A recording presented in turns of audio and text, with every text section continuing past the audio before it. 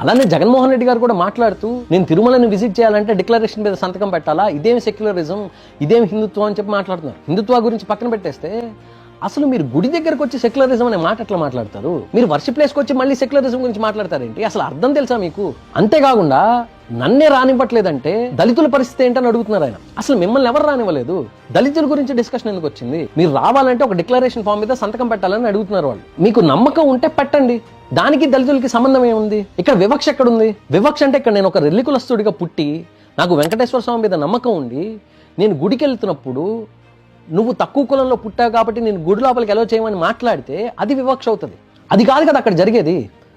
మీకు నమ్మకం ఉంటే సంతకం పెట్టమని అడుగుతున్నారు. మీకు నిజంగా నమ్మకం ఉంటే పెట్టండి, లేదంటే లేదు. ఒకవేళ నిజంగానే మీకు వెంకటేశ్వర స్వామి మీద నమ్మకం లేకపోతే మీకు అసలు తిరుమలలో ఏం పని? గుడికి వెళ్ళాల్సిన అవసరం ఏంటి? పోనీ అలా కాకుండా మీరు ఒక ఎలక్టెడ్ రిప్రజెంటేటివ్ కాబట్టి మీ వ్యక్తిగత వ్యవహారాలు ప్రిఫరెన్సెస్ పక్కన పెట్టేసి ఒక వర్షిప్ ప్లేస్ ని మీరు విజిట్ చేయాలని నిర్ణయించుకున్నప్పుడు వాళ్ళ కస్టమ్కో లేకపోతే అక్కడ ఉన్న ట్రెడిషన్కో రెస్పెక్ట్ ఇచ్చి మీరు సంతకం పెడితే తప్పే ఉంది.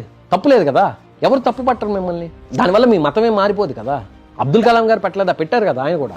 మీరు ఎందుకు పెట్టరు? ఎందుకు వివక్ష గురించి మాట్లాడుతున్నారు? ఎందుకు దళితుల ప్రస్తావన తీసుకొస్తున్నారు? ఇది యాక్చువల్ కమ్యూనల్ పాలిటిక్స్ అంటే. కానీ దీని గురించి ఎవరు మాట్లాడరు, చూసి చూడనట్టు వదిలేస్తారు. ఇది కమ్యూనల్ పాలిటిక్స్ కింద వాళ్ళకి అనిపించదు. తల్లి కాంగ్రెస్ పిల్ల కాంగ్రెస్ తాలూకా కార్యకర్తలతో ఇదే వచ్చిన బాధ.